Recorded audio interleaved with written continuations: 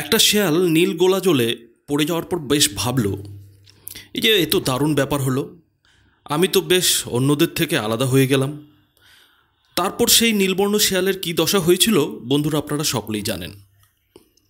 এদিন নির্বাচন কমিশনের বৈঠকে তৃণমূলও সেই রকমই একটা কাণ্ড করার চেষ্টা করলো। শুধু তাই নয়, এই নির্বাচন কমিশনের বৈঠকের আগে থেকে পরে পর্যন্ত নানাভাবে মানুষকে বোঝানোর চেষ্টা করলো যে তৃণমূল, বিজেপি কিংবা সিপিএম, কংগ্রেস ও ইন্ডিয়ান সেকুলার ফ্রন্টের যে জোট তাদের থেকে কিভাবে আলাদা। কিন্তু শেষে ওই যে কথায় আছে না, অতি চালাকের গলায় দড়ি, সেই রকমই একটা অবস্থা হয়ে দাঁড়ালো তৃণমূল নেতাদের। আর সেটা কি করে হলো সেটাই আপনাদের বলবো। দেখুন, কোনো রাগঢাক না করেই বলা ভালো, আপনার আমার প্রাণের মূল্য যে কোনো রাজনৈতিক দলের কাছেই একটি ভোটের বেশি কিছু নয়। বিশেষ করে ভোটের সময় তো অবশ্যই। করোনা ফের কতটা ভয়ঙ্কর হয়ে উঠেছে, কতজন রোজ মরছে, সেসব নিয়ে কোনো রাজনৈতিক দলেরই এখন অন্তত এই মুহূর্তে বাংলায় মাথা ব্যথা নেই। কেননা ভোট চলছে, নেতাদের ভোট দরকার, তাই আগে ভোট, তারপর না হয় কজন মরল কজন বাঁচলো গুনতি করা যাবে। ফলে নির্বাচন কমিশনের এদিনের যে বৈঠক, সেই বৈঠকে প্রায় সব দলই একটা কথা বলেছে যে বাংলায় 8 দফানোর যেহেতু ভোট করানোর কথা বলেছেন নির্বাচন কমিশন, 8 দফায় ভোট করানোর কথা ঘোষণা করেছে, সুতরাং 8 দফাতেই ভোট করতে হবে, 8 দফাতেই ভোট শেষ করতে হবে। বিজেপির নেতারা তো এদিন নির্বাচন কমিশনকে আরও এক ধাপ এগিয়ে গিয়ে বলেছেন যে এটাই নাকি মানুষের গণতান্ত্রিক, মানুষ মানে আপনি আমি আর কি, আমাদের গণতান্ত্রিক অধিকার, সুতরাং সেই গণতান্ত্রিক অধিকার রক্ষা করতেই নাকি 3 দফাতে ভোট যেভাবে হওয়ার কথা সেভাবেই করতেই হবে, ভালো মন্দ পরে বিচার করা যাবে। ঠিক এইখানেই তৃণমূল একটু অন্য ধরনের কাজ করার চেষ্টা করলো। কী কাজ না, তৃণমূল যেটা আজকে পার্থ চট্টোপাধ্যায় এবং সুব্রত বক্সী নির্বাচন কমিশনের বৈঠকে হাজির ছিলেন, তারা যেটা নির্বাচন কমিশনের সামনে প্রস্তাব রাখলেন যে 3 দফার ভোট 1 দফাতে কিংবা 2 দফাতে তারা রাজি আছেন, তবে শর্ত হচ্ছে যে প্রচার যেভাবে চলছে সেইভাবে কিন্তু চলতে দিতে হবে। অর্থাৎ তৃণমূল নেতারা যেটা নির্বাচন কমিশনকে বলতে চাইলেন যে ভোট যেদিন হোক সেদিন হোক, ভোট তো আমরা আগে থেকেই সেই 1 দফায় কিংবা 2 দফায় করার দাবি জানিয়ে এসেছি, নির্বাচন কমিশন নিজেই 8 দফায় করেছে, কিন্তু এখন 3 দফার বাকি ভোট যদি করোনার কারণে 1 দফা কিংবা 2 দফাতে করতেও হয়, প্রচারটাকে কিন্তু ছাঁটাই ফাটাই করা যাবে না। আর এখানেই যেটা প্রশ্নটা উঠছে যে তৃণমূল এই যে প্রস্তাব নির্বাচন কমিশনকে দিল, এই প্রস্তাবের আসল মানেটা কি?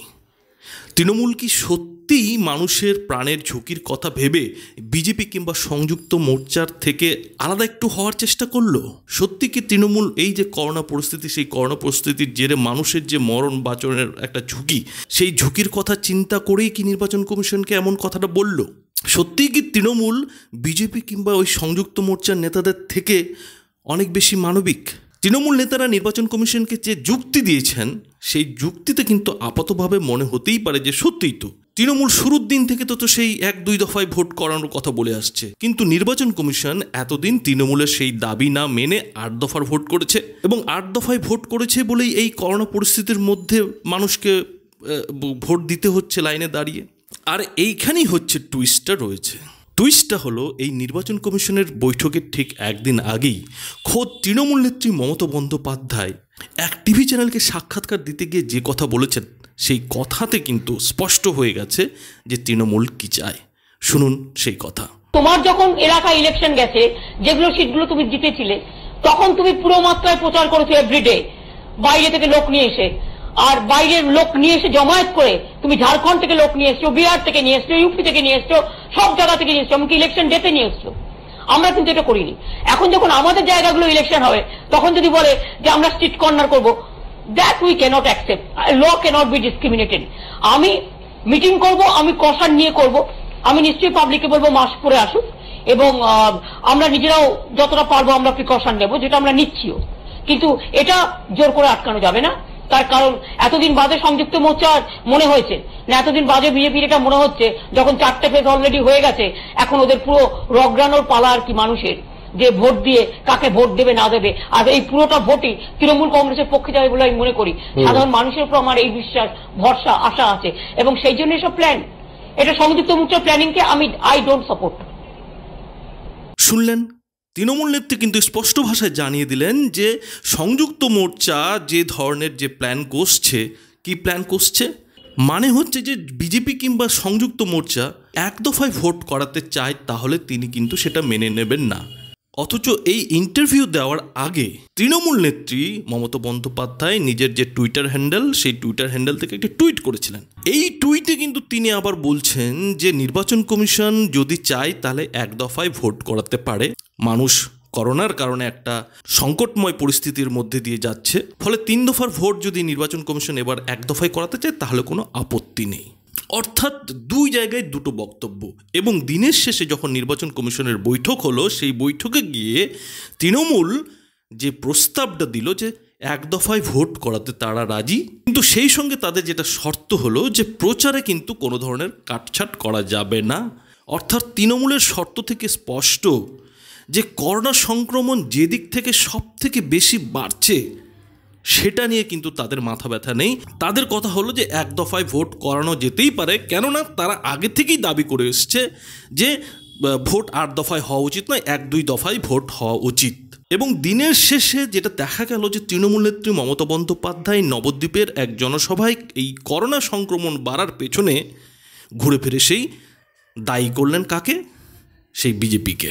কি তার যুক্তি? না, তার যুক্তি হচ্ছে যে বিজেপি যেহেতু বাইরে থেকে লোক এনে প্যান্ডেল করছে, নানা ধরনের কাজকর্ম করছে, হাজার হাজার লোক নাকি নিয়ে আসছে, সেই কারণেই বাংলায় করোনাটা এভাবে বাড়ছে। এবং মজার কথা হলো, এদিন তিনি এই অভিযোগটা করতে গিয়ে এতদিন নরেন্দ্র মোদীকে যে বহিরাগত বলে আক্রমণ করে এসেছিলেন সেটা কিন্তু তিনি এদিন ফিরিয়ে নিয়েছেন এবং তিনি বলেছেন যে না, নরেন্দ্র মোদী এসে এখানে সভা করতেই পারেন, তাতে কোনো বাধা নেই, কিন্তু গুজরাট রাজস্থান থেকে লোক এসে এখানে প্যান্ডেল করবে কেন? অর্থাৎ আমি যেটা বলতে চাইছি যে তৃণমূলের এই যে অবস্থান বদল এবং কোথাও যেন একটা মানুষকে একটা বিভ্রান্তির মধ্যে ফেলে দেওয়া, একবার এই কথা বলছে একবার সেই কথা বলছে, এবং দিনের শেষে নিজেকে একটা প্রমাণ করা যে তারাই একমাত্র মানুষের কথা ভাবছে, অন্য কেউ ভাবছে না, সেই জিনিসটা কি মানুষ বুঝতে পারছে না? তৃণমূলের সেই চালটা কি কেউ বুঝতে পারছে না? অর্থাৎ বিজেপি এবং সংযুক্ত মোর্চার এদিনের যে নির্বাচন কমিশনকে পরামর্শ, সেই পরামর্শে কিন্তু একটা জিনিস স্পষ্ট হয়ে যাচ্ছে যে তাদের কাছে ভোটটাই প্রধান, ভোটটা করাতে হবে। কিন্তু তৃণমূল সেই কথাটাই বলছে, কিন্তু ঘুরিয়ে বলছে, একটা খেলার মাধ্যমে বলছে। আর এখানেই প্রশ্নটা তুলতে যায় যে এত খেলার কি দরকার আছে? তৃণমূল তো সরাসরি বলতে পারে যে না, ঠিক আছে, যখন 8 দফায় ভোটের কথা হয়ে গেছে এবং 4-5 দফা যখন হয়েই গেছে, তখন বাকি 3 দফাও হয়ে যাক, যা হবে দেখা যাবে। কিন্তু তৃণমূল সেটা না করে একটা চালাকির আশ্রয় নিতে গেছে এবং দেখাতে গেছে যে মানুষের জন্য তারা কত দরদি, অন্যরা ততটা বেদরদি। আর এখানেই প্রশ্নটা উঠছে যে তৃণমূল যেভাবে অন্য রাজনৈতিক দলগুলির থেকে নিজেকে একটা আলাদাভাবে দেখানোর চেষ্টা করছে, গল্পের সেই নীলবর্ণ শৃগালের মতো চালাকি দিয়ে মানুষকে একটা ভুল বোঝানোর চেষ্টা করছে, সেটা নির্বাচন কমিশন ধরে ফেললো না তো? আর সেই কারণেই অন্য দিনের মতো করেই এদিনও তৃণমূলের যুক্তি মানতে রাজি হলো না নির্বাচন কমিশন। বন্ধুরা, আপনাদের এই বিষয়ে কি মতামত তা অবশ্যই এই ভিডিওটির নিচে কমেন্ট বক্সে লিখে জানাবেন। কোভিড কমে গেছিল, 5-6 মাস কোনো কোভিড ছিল না। যখন ছিল না তখন কিন্তু নরেন্দ্র মোদীরা সবাইকে ইঞ্জেকশনটা দিয়ে, ওষুধটা দিয়ে ভালো রাখতে পারতো। ওরা জানে 2 বছর চলবে কন্টিনিউ। কেন করেনি? আজকে আবার কোভিডকে বাড়িয়ে দিয়েছে। আর বাইরে থেকে যত লোক চলে আসছে, বহিরাগত গুন্ডারা চলে আসছে, কোভিড নিয়ে চলে আসছে, এখানে প্যান্ডেল করতে প্রধানমন্ত্রীর লোক আসছে, বাইরে থেকে হাজার হাজার লোক আসছে এবং তারা বাংলায় কোভিড ছড়িয়ে দিয়ে পালিয়ে যাচ্ছে। আমরা ইলেকশন কমিশনকে বলবো, বহিরাগত যারা বাংলায় থাকে না তাদের বাংলায় অ্যালাউ করার কোনো প্রয়োজন নেই। প্রধানমন্ত্রী নিশ্চয়ই আসতে পারে মিটিং করতে, এখানকার লোক দিয়ে করুক, কোভিড টেস্ট করে করুক যারা প্যান্ডেল করবে। কিন্তু গুজরাট থেকে লোক নিয়ে এসে কেন প্যান্ডেল হবে? রাজস্থান থেকে লোক নিয়ে এসে কেন প্যান্ডেল হবে? কেন বা উত্তরপ্রদেশ থেকে লোক নিয়ে বা ঝাড়খণ্ড থেকে লোক নিয়ে এসে প্যান্ডেল হবে? বাংলাকে বাংলার মতো থাকতে দিন। বাংলায় কোভিড ছড়াবেন না নরেন্দ্র মোদীজি, আপনাকে আমরা বারবার করে বলছি।